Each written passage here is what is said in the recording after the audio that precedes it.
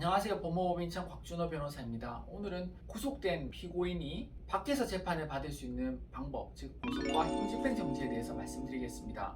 영장실질심사에서 영장이 발부돼서 이제 앞으로 재판을 구속된 상태에서 받게 되는 경우에 있어서 수사 단계에 있어서는 구속 적부 심사를 신청할 수가 있습니다.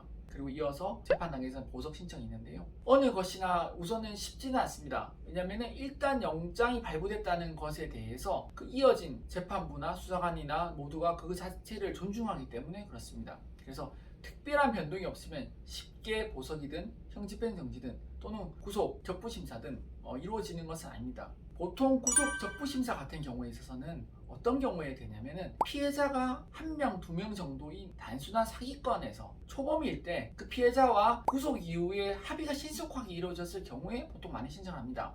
그런데 내가 이제 별다른 변동사항이 없는데 구속영장이 발부됐다고 해서 바로 구속영장 적부심사를 신청하는 것은 사실상 큰 의미는 없습니다. 왜냐하면 결과가 바뀔 가능성이 없기 때문이죠. 두 번째로 보석 같은 경우에서는 그럼 어떻게 진행이 되느냐? 흔히들 보석 신청을 많이 한다고 생각을 하는데요. 보석 역시도 쉽게 신청하는 것은 아닙니다. 왜냐하면 구속 적부심사 이후에 재판에 이르기까지 단계에 있어서 큰 변동이 없으면 저희는 우선은 보석 신청을 하는 것을 자제하도록 권고를 드립니다. 왜냐하면 판사님께서 여러 가지 이유를 보고 영장 발부를 결정한 것인데 그 중에 하나가 유죄의 가능성이 상당히 높다는 것도 들어가 있습니다. 그렇게 유죄의 심증이 높다는 것을 확정이 된 상황에서 보석을 변동사항이 없음에도 불구하고 신청하는 것은 재판부한테 반성을 하지 않는 거 아닌가, 자신에 대해서 아직도 막 인정을 못하는 거 아닌가 하는 부정적인 인식을 줄 수 있기 때문에 쉽게 권해드리지 않습니다. 그리고 변동이 없은 경우에서는 일단은 보석이 받아들이지 않기 때문에 무의미한 행정적인 절차를 굳이 밟는 것 역시도 바람직하지 않죠. 할 수 있는 부분에 집중하는 것을 흐트러뜨리기 때문입니다. 형사재판은 구속된 상태에 있어서는 시간이 한정되어 있기 때문에 한정된 시간에 할 수 있는 부분에 대해서 집중적으로 하시는 것이 필요한데 받아들이지 않은 보석을 신청하는 것은 그렇게 바람직하지 않는 것이죠.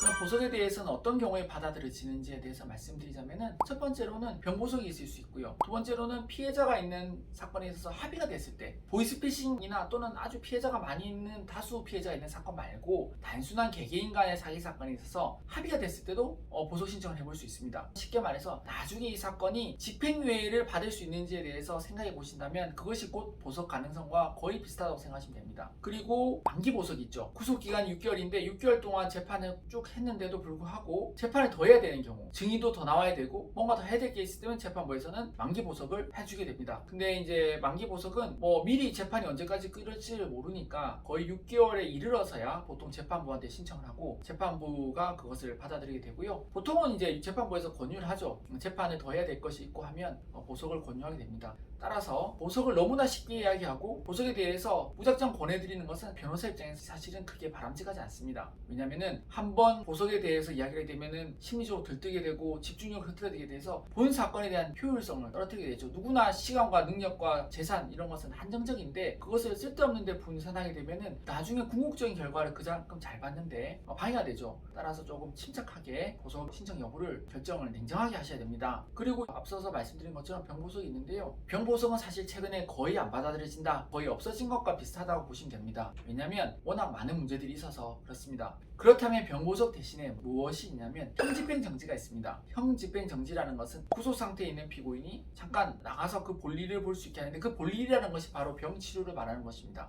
다만 구속집행정지, 형집행정지를 신청할 때 주의할 점은 내가 단지 그냥 몸이 아프다, 어디가 아프다, 건강이 안 좋다 이 사유만으로는 절대 재판부에서 받아주지 않습니다. 왜냐하면 모두 다 그런 사유를 주장하기 때문이죠. 그러면 재판부한테 그것을 받아들여지기 위해서 어떻게 해야 되냐면 전문의 선생님이 진단서를 발급해 줘야 되죠. 진단서도 그냥 아프다는 진단서가 아니라 며칠날 어떠어떠한 수술을 한다는 것을 날짜를 딱 박아야 되고요. 수술을 만약에 하지 않으면 이 피고인이 생명 위협을 올 정도의 장애 또는 영구적인 후유증이 남는다는 것이 명시가 되어야 됩니다. 그리고 그와 함께 아울러서 마지막으로 언제쯤 되면 이 치료가 마무리될지에 대한 치료 기간도 명시를 해가지고 그것을 통해서 재판부에 신청을 하면 형집행정지, 구속집행정지를 받게 되는 것입니다. 그렇다면 이제 또 다른 의문이 있죠. 구속된 상태에서 어떻게 전문의의 진단서를 받아올 것이며 수술 날짜를 이제 정할 것인지. 각 구치소마다 안에 의료실이 있고요. 또 의료실을 통해서 외부 진료를 받을 수 있습니다. 연계되어 있는 병원들이 있죠. 그 병원에 가서 일단은 진단서를 받는 것이 필요합니다. 원칙이고요. 그래서 그 연계된 병원에서 통해서 선생님이 진단서를 또는 수술 확인에 대한 소견서 등을 발급해 주시는 것이죠. 따라서 형집행 정지가 상당히 까다롭지만 그 조건에만 맞으면 대신에 얼마든지 재판부에서도 형집행 정지, 구속집행 정지를 해주고 있다는 점, 그것을 명심하셔서 단지 내가 아픈데 왜 안 해주냐 이렇게 생각하지 마시고 이러한 조건들을 맞춰서 신청하셔서 건강을 회복하실 수가 있습니다. 물론 이렇게 설명을 드리지만 이런 세부적인 운영 방법과 신청, 진행 방향에 대해서는 당연히 변호사의 노하우가 필요하겠죠. 따라서 상담이 필요하시면 저희 사무실 연락해 주시면 구체적으로 개별적인 내용에 대해서 안내를 드리겠습니다. 감사합니다.